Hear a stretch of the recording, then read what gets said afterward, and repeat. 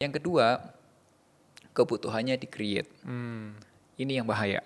Kebutuhan ngopi. Ya, ngopi itu ya standar minum kopi itu bukan kopi yang zaman dulu kopi saset. Iya, iya. Standar sekarang itu tuh standarnya berbeda gitu. Benar. Standarnya sekarang tuh standarnya ya namanya kopi gula aren gitu. Itu standar.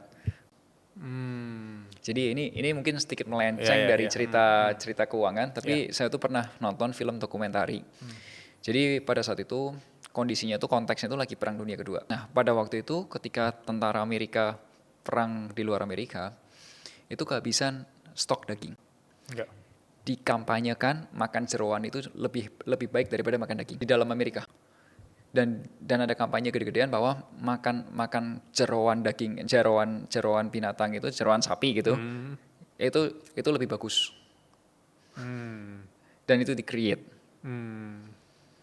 Nah, Dan semua orang kemudian makan jeroan. iya makanya kita makan paru, kita makan otak. Tapi itu di-create, Mas.